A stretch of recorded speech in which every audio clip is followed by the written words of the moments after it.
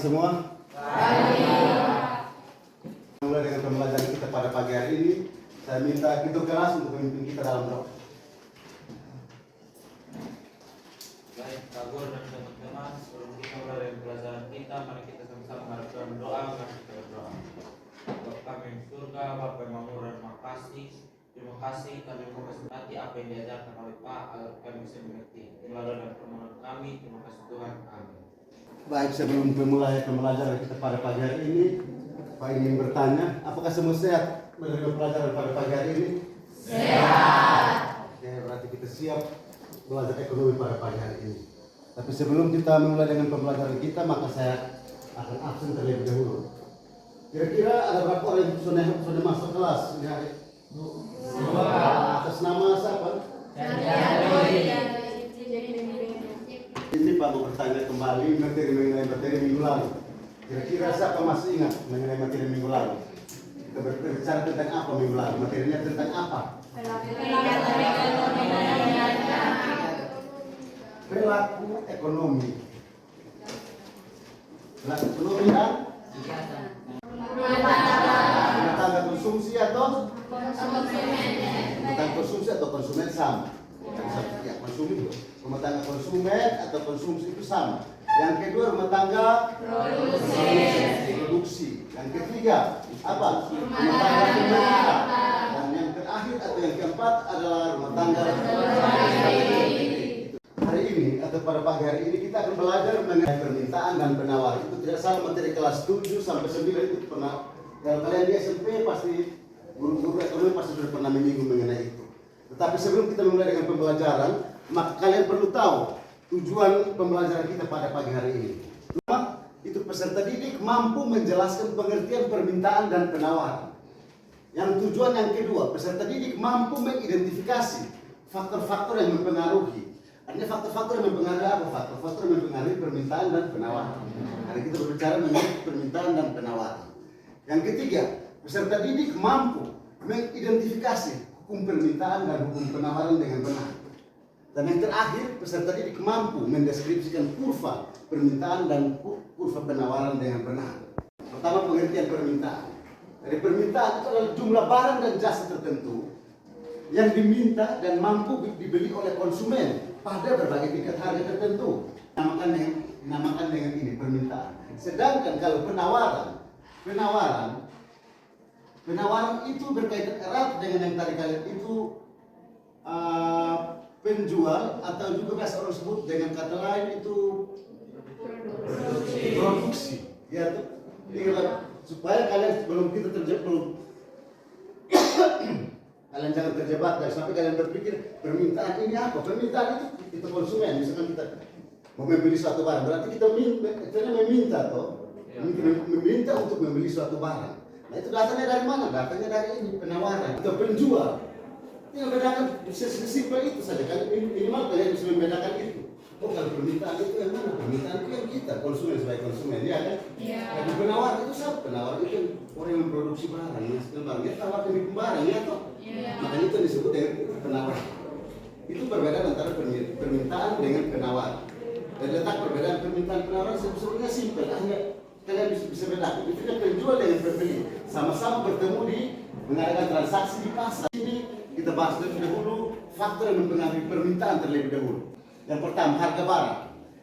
Itu merupakan faktor yang pertama. Faktor yang kedua, harga barang komplementer atau biasa ditulis PC itu price komplementer, ya atau price itu harga, selalu berkaitan dengan harga. Terus harga barang substitusi itu ditulis itu PS. Artinya P itu kalau kalian tahu sudah harga, PS itu substitusi, ya atau substitusi itu dengan kata lain apa? Substitusi itu merupakan barang pengganti, ya atau barang komplementer itu dengan kata itu barang pelengkap. Artinya dia melengkapi. Itu dia sebagai pelengkap. Dia berbeda dengan barang substitusi. Barang substitusi dia barang pengganti, ya atau pelengkap. Artinya dia melengkapi. Atau misalnya apa? Motor dengan bensin, betul. Pendapatan ini sangat mempengaruhi penjualan maupun pembelian. Dan suatu masyarakat ketika pendapatannya tinggi, pasti pembeliannya pun ikut tinggi, atau jumlah penduduk itu juga turut mempengaruhi dalam pembelian dan penjualan. Karena ketika penduduknya banyak, berarti tingkat pembeliannya sedikit atau besar. Besar. Kalau jumlah penduduknya kecil, berarti tingkat pembeliannya turun kecil. Itu mengenai jumlah penduduk. Yang ketujuh mengenai distribusi pendapatan. Distribusi kalian sudah tahu, distribusi penyaluran toh? Iya. Jatuh berarti itu kalian pasti dalam sudah tahu. Ekspektasi harga. Ekspektasi harga itu artinya kita meramalkan harga yang akan datang. Itu sama dengan ramalan, sama dengan apa? Apa? Apa?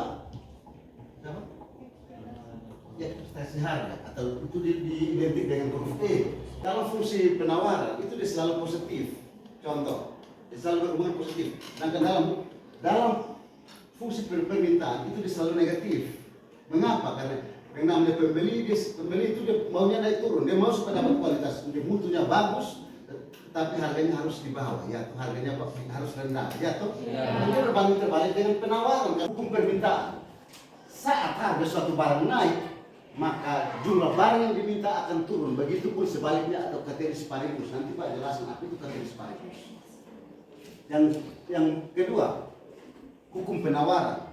Hukum penawaran itu adalah semakin rendah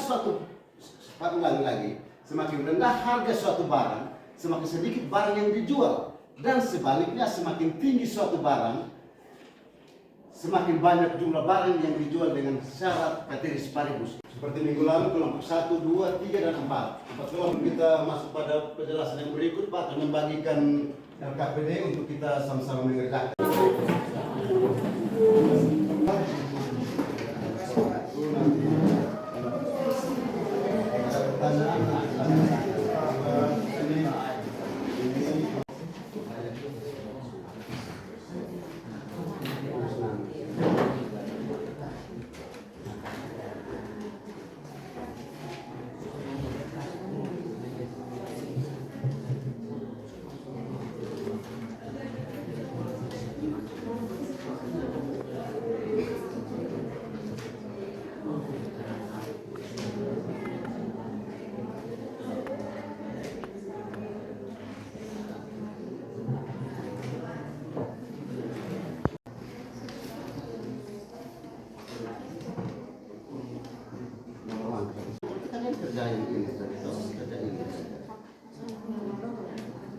Terus kalian kerja yang 4 ini dengan 3 atau tapi ini kelompok 1.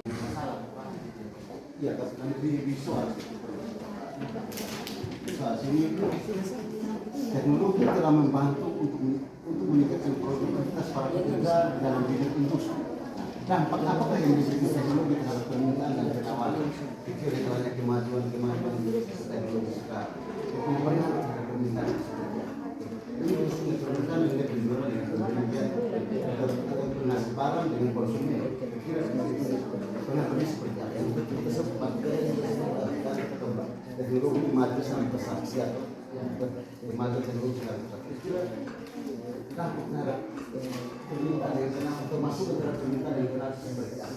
Jadi misalnya ketika orang bekerja tanpa mesin pasti lama dan kemudian tanpa menghasilkan barang itu gambarnya seperti itu.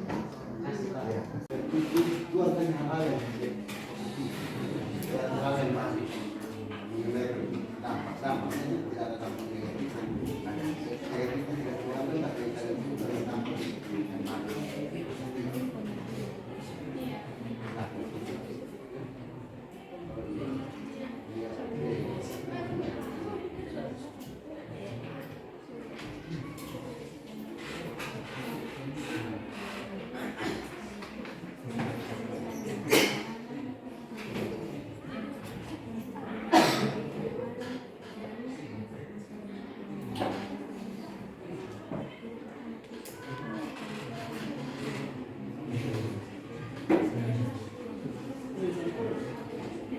mulai dengan mempresentasikan hasil diskusi masing-masing ya. Kita memulai dahulu dari kelompok 1. Kelompok 1 silakan. Baik, terima kasih atas waktu dan kesempatan yang telah diberikan kepada kami. Saya akan mempresentasikan hasil kerja kami tentang mendeskripsikan dan menyajikan materi permintaan dan penawaran yang terdiri dari konsep permintaan dan penawaran serta konsep-konsep yang mempengaruhi permintaan dan penawaran. Yang pertama adalah pengertian permintaan dan penawaran. Pengertian permintaan adalah sejumlah barang yang dibeli atau diminta pada suatu harga dan waktu tertentu. Yang kedua, penawaran. Penawaran adalah sejumlah barang yang dijual atau ditawarkan pada suatu harga dan waktu yang tertentu juga.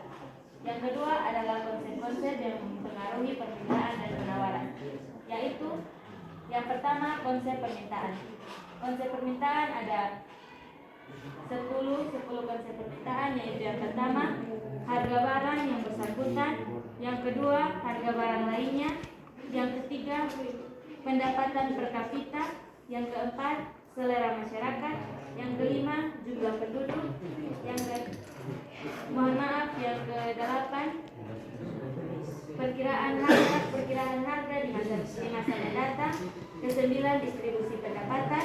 Yang kesepuluh, usaha produsen meningkatkan penjualan. B. Penawaran. Faktor-faktor penawaran yaitu 1. Harga barang itu sendiri. 2. Harga barang substitusi dan komplementer. 3. Harga faktor produksi. 4. Biaya produksi. 5. Teknologi. 6. Jumlah produsen atau penjual. 7. Tujuan perusahaan. 8. Kebijakan pemerintah. Ada permintaan dan penawaran dalam bidang industri. Yang pertama adalah kemudahan dalam mengakses informasi. Yang kedua, menghemat waktu. Yang ketiga, menghemat pengeluaran. Yang keempat, inovasi di berbagai bidang. Yang kelima, teknologi untuk komunikasi. Dan yang keenam, munculnya hiburan berbasis teknologi. Yang terakhir adalah kesimpulan. Kesimpulan yang pertama adalah menjelaskan hubungan antara harga dan jumlah yang ditawarkan. Jika harga suatu benda di pasar meningkat, produsen akan bersedia untuk memasok lebih banyak produk. Jika harga objek di pasar menurun, mereka tidak bersedia untuk memasok banyak dan kualitas berkurang. B. Teknologi telah menjadi dampak yang signifikan terhadap permintaan dan penawaran dalam industri. Memahami dan mengadopsi teknologi yang sesuai untuk menjadi kunci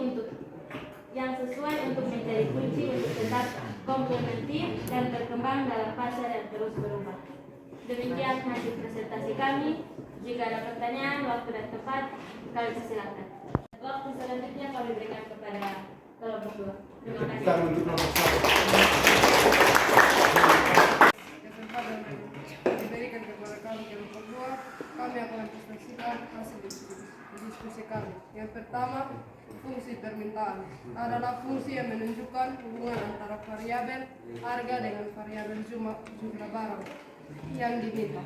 Fungsi permintaan sesuai dengan hukum permintaan yang menyatakan bahwa bila harga naik, maka jumlah permintaan turun, dan apabila harga turun, maka jumlah permintaan naik.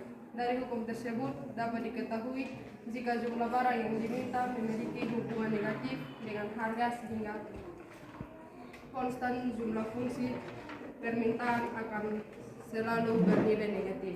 Yang kedua, fungsi penawaran merupakan fungsi yang menunjukkan hubungan antara harga barang dengan jumlah barang yang ditawarkan.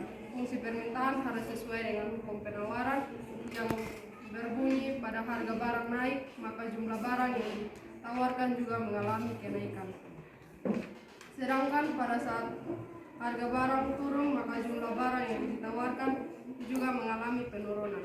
Dari hukum penawaran tersebut dapat diketahui jika harga barang dan jumlah barang yang ditawarkan terhubung positif, sehingga konstan dalam fungsi penawaran harus selalu bernilai positif.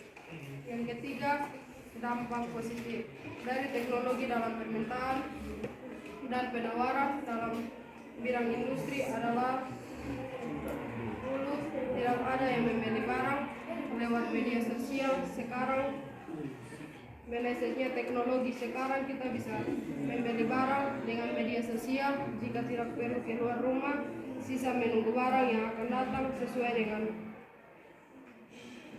permintaan kita sendiri dan juga berkualitas. Demikian hasil presentasi kami. Mungkin ada pertanyaan dari kelompok 1, 2, dan 3. Tidak, dan 4 kami berikan waktu dan kesempatan. Pertanyaan dari saya, kelompok 1 adalah bagaimana cara menentukan fungsi permintaan? Cara untuk menentukan fungsi permintaan dan penawaran. Yang pertama, permintaan yang menunjukkan hubungan antara variabel harga dengan variabel jumlah barang yang diminta.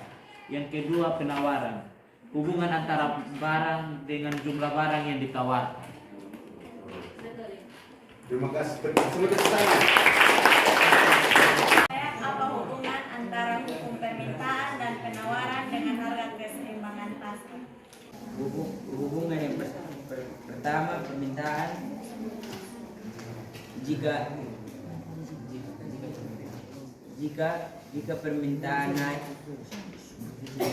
jika jumlah permintaan turun, dan apabila harga turun maka jumlah permintaan naik. Yang kedua, penawaran,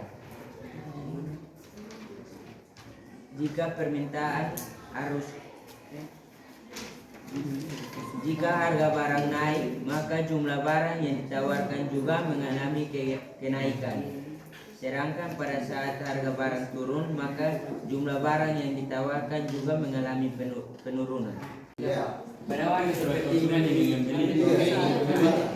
Karena ketika kalian membelikan suatu barang, kalian menawarkan, itu tergolong dalam permintaan.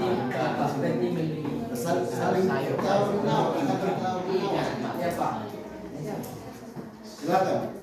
Jelas dong. Terima? Terima. Oke. Era Sekarang. teknologi dapat memperoleh pekerjaan manusia. Bisa Ada lagi saat kira-kira kelompok 3, apa lagi kelompok 3? Bertambah apa? Kelompok 4 sudah? Kita tahu untuk kelompok 4.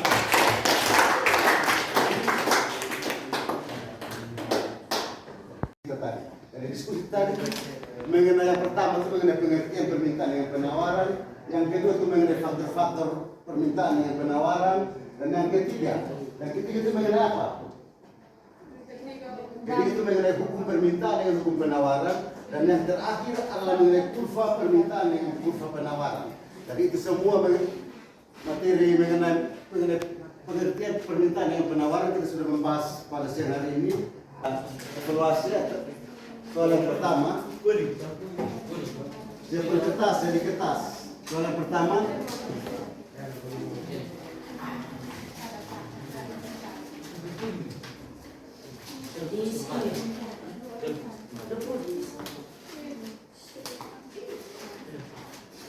soal yang pertama. Sudah? Sudah. Masuk pada soal yang kedua, kelompok 4 bisa lihat tuh.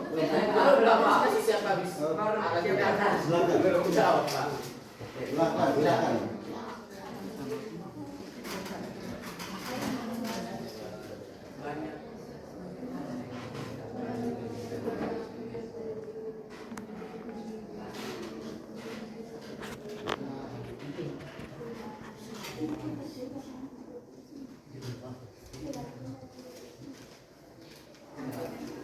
Tadi kalian baru omong, ini kita baru bahas tadi.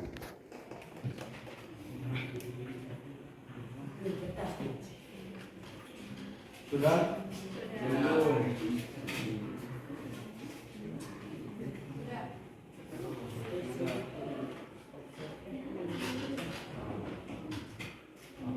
Yang kedua,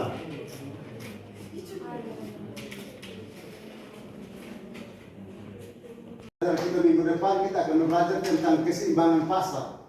Kita akan belajar mengenai keseimbangan pasar karena ini hari kita sudah menghabiskan permintaan dengan penawaran. Jadi minggu depan kita akan belajar lagi mengenai keseimbangan pasar. Sebelum kita mengakhiri pembelajaran ketua kelas, mungkin wakil untuk memimpin kita dalam doa. Wakil ketua kelas.